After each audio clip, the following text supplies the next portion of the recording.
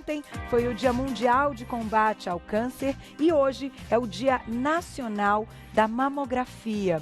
E a gente preparou um VTzinho de abertura para vocês terem ideia de números. Vocês acreditam que a procura pelo exame diminuiu? Olha lá. Dia 5 de fevereiro comemora-se o Dia Nacional da Mamografia. Mas pesquisas mostram um quadro preocupante, uma queda no número de mulheres que fazem o exame. Um levantamento da Sociedade Brasileira de Mastologia revela que o número de mamografias feitas pelo SUS em 2018 foi o menor dos últimos 5 anos na faixa etária entre 50 e 69 anos de idade.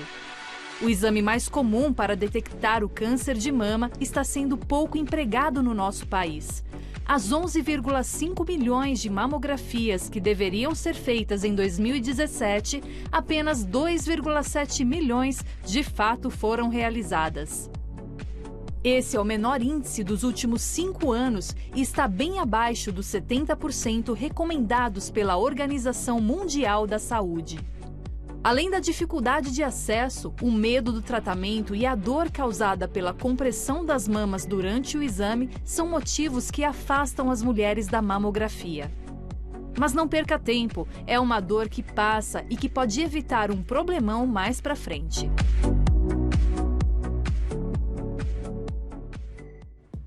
Tá aí, o tema importantíssimo. Participem mandando perguntinhas ao vivo nas redes sociais, @VocêBonitaTV. Convidamos hoje, mais uma vez, o mastologista, Dr. Rogério Fenili. Bem-vindo, doutor.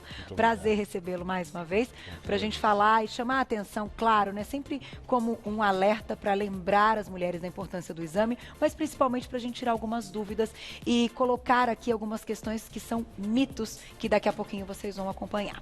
Doutor, para a gente abrir, então, queria que você comentasse hoje como é realizado o exame e que, de fato, eu acredito que as mulheres tenham aí diminuído o número de procura e tenham se afastado dessa situação, porque é um exame que tem um certo incômodo, mas que nada comparado, né, com o fato de você não descobrir ou não fazer o check-up correto, pensando num diagnóstico como câncer, né?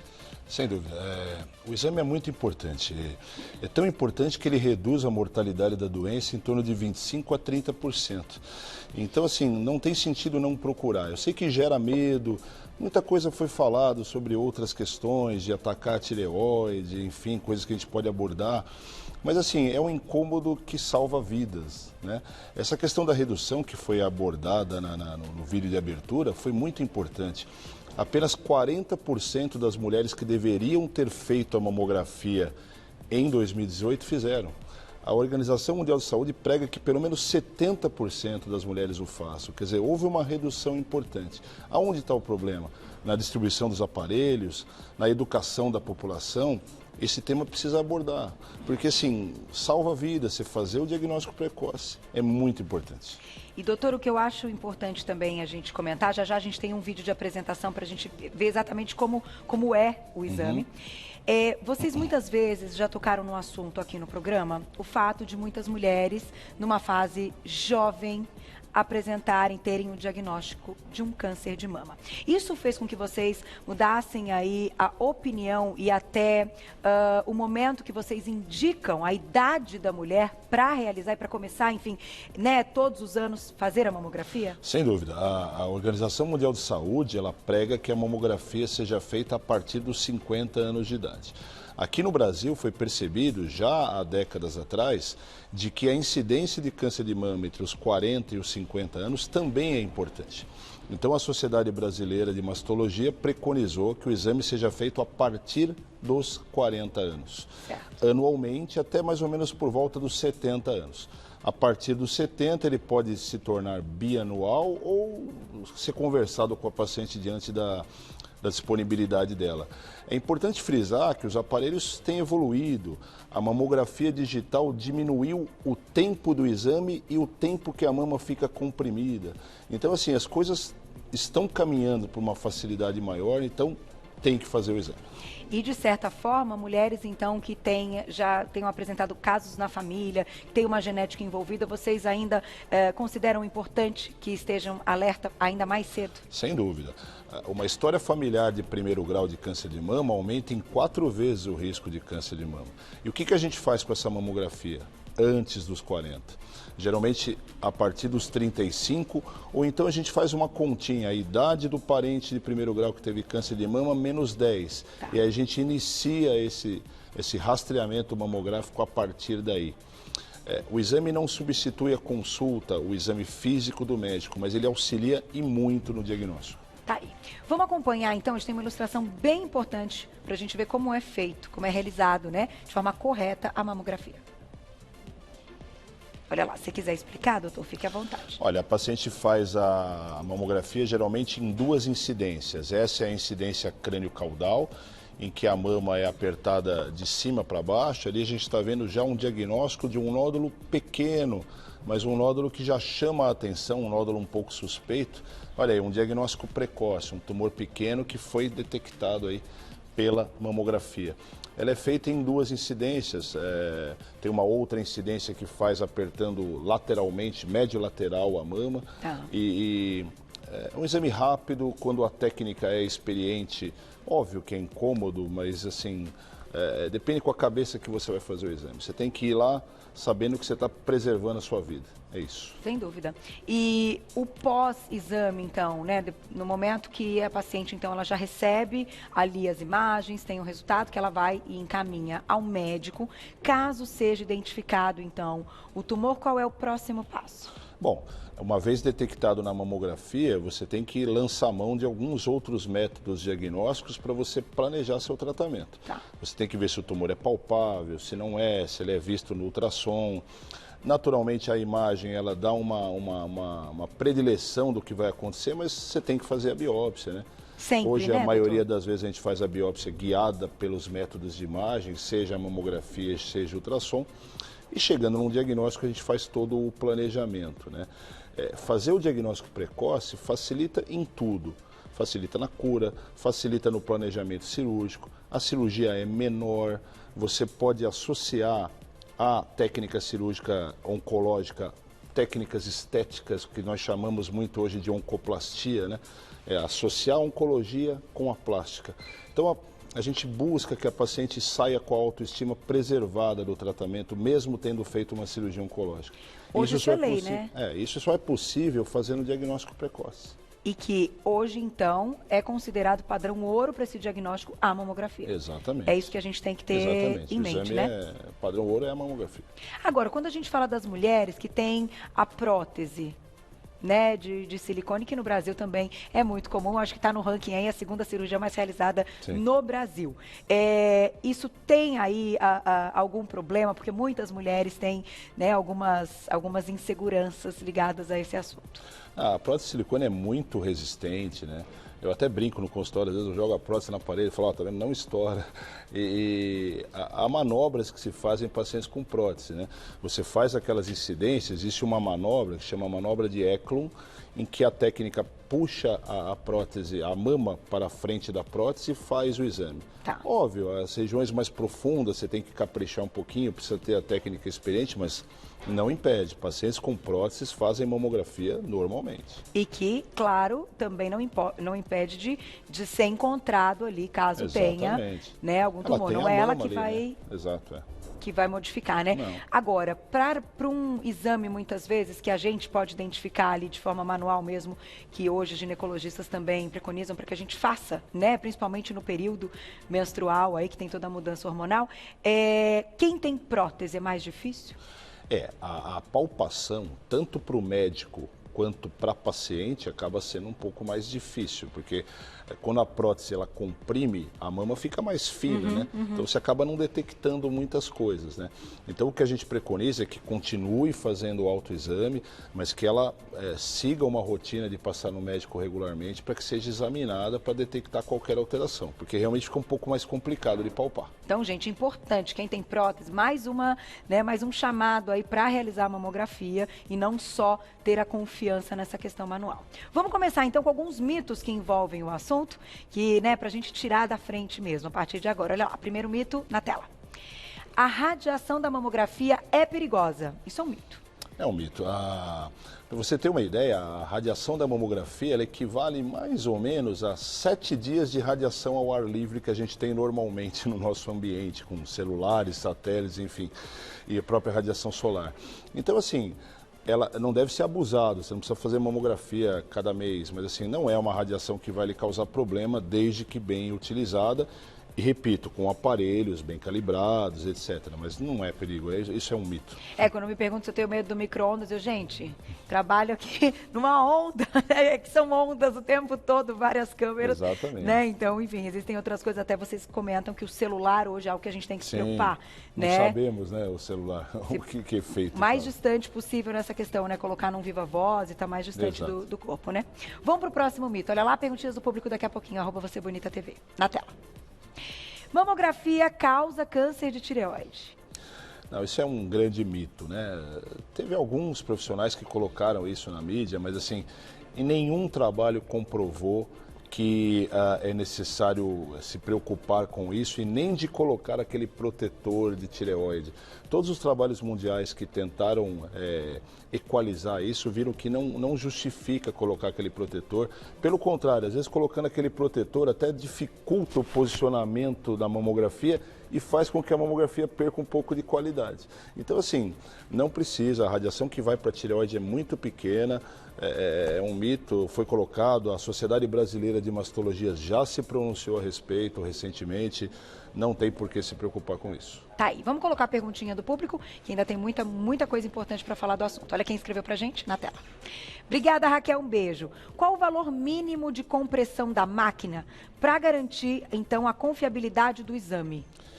Olha, não tem um valor mínimo de compressão. Isso vai variar com o biotipo da paciente, com o tamanho da mama e principalmente com a consistência da mama.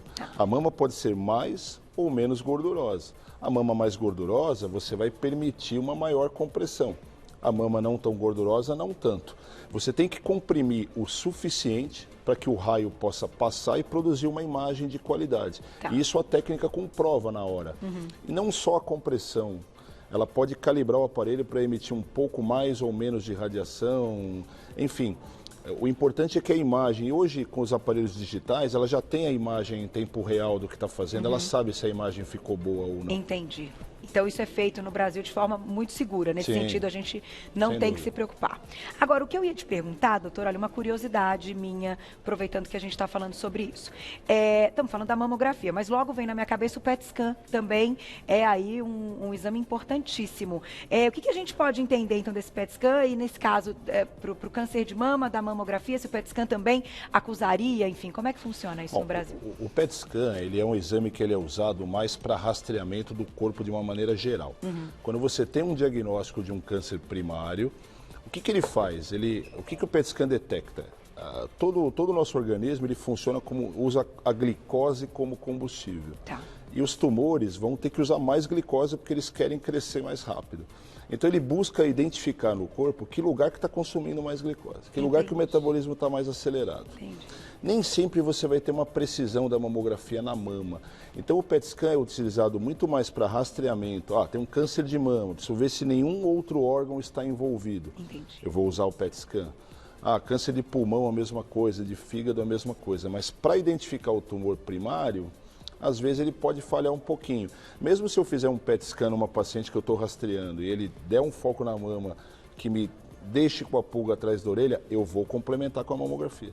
Entendi. Tá aí, essa era uma dúvida, uma curiosidade, mas acho importante para o público, Sim, sem dúvida. para a gente ter uma ideia. Agora, em casos também, doutor, das mulheres que têm nódulos, né, que enfim, não são tumores, e aí se você quiser explicar diferenças e tal, mas que fazem, então, uma biópsia e que são benignos. Como é que a gente cuida dessa questão ao longo da vida? Muitas mulheres até não recebem aí a indicação de fazer a retirada e de estarem atentas. Então, o que é importante nesse sentido?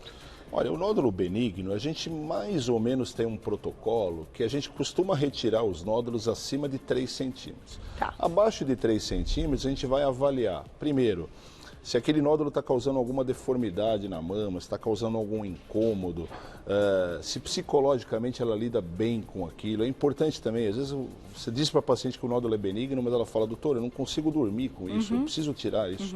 E aí foge do protocolo. Mas de uma maneira geral, a gente acompanha esses nódulos a cada 6 meses nos primeiros 2 anos e depois a gente toca o segmento normal anual. Tá? Em geral, esses nódulos eles têm um potencial de crescimento, em média, até os 32 anos de idade. Passou daí, o estímulo hormonal é menor, eles acabam não crescendo tanto.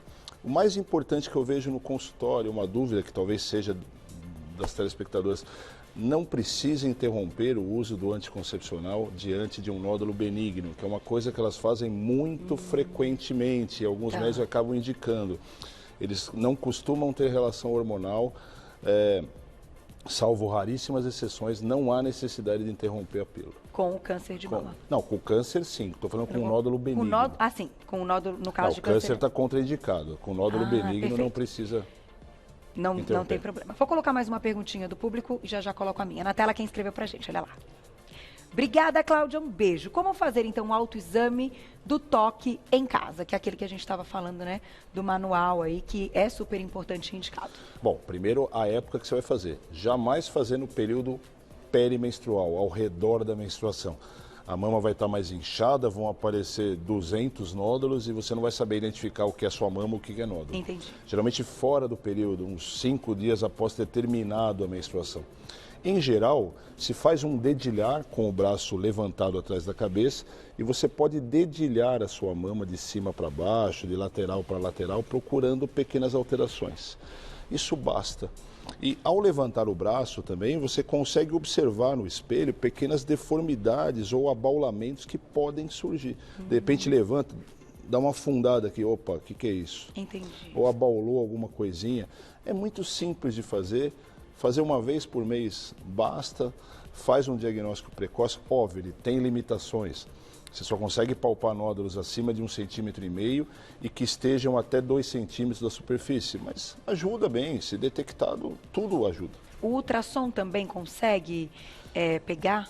O ultrassom, a gente não considera um método de rastreamento, ele é complementar ao exame físico ou à mamografia. Tá. Detectei um nódulo na mamografia, não sei dizer se aquilo é sólido, se aquilo é líquido, o ultrassom vai me ajudar muito.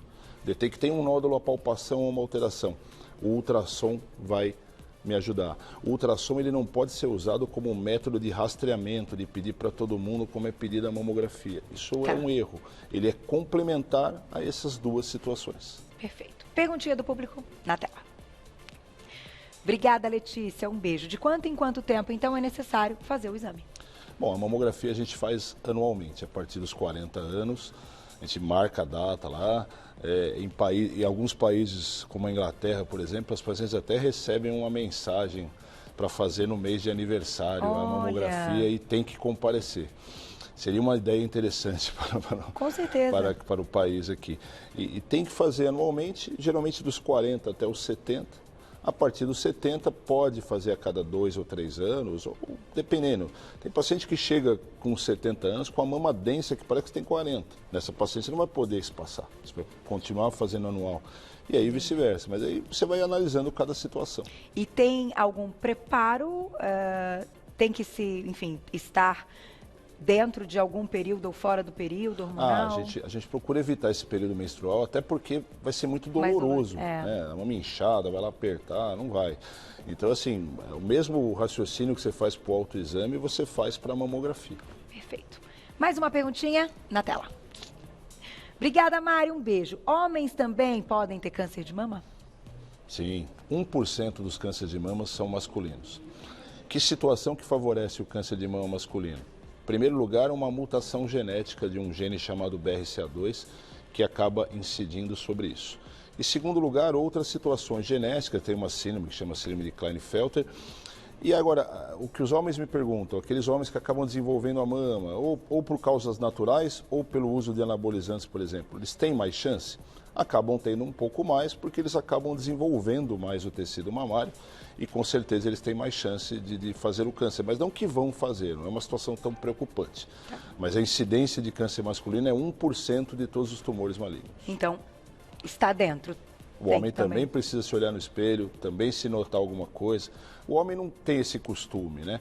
Ele acaba fazendo o diagnóstico, às vezes, num abraço que dá num amigo que dói, ou na pelada do final de semana que vai matar a bola no peito e sente alguma coisa. É nessas situações que eles acabam notando. Olha que interessante. E, mas, de qualquer forma, você tocou num assunto de dor, né? O tumor em si, ele não manifesta dor, né? Na mulher não, mas no homem acaba manifestando. Porque o homem não tem muito espaço para o tumor crescer, ele acaba comprimindo o músculo que está atrás. Então a mulher tem bastante espaço, o tumor pode se expandir sem comprimir nada.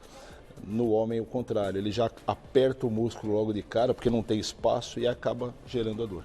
Interessantíssimo, tá vendo, gente? Quantas informações importantes. Obrigada, viu, doutor? Sempre um super prazer tê-lo aqui. Eu que agradeço. Doutor Rogério Fenili, mastologista, que conversou com a gente. Quem quiser saber mais nas redes sociais para encontrá-lo é o @doutorabreviado.rogeriofenili, tudo junto, doutorabreviado.rogeriofenili. Tem seu site também, doutorrogeriofenili.com.br.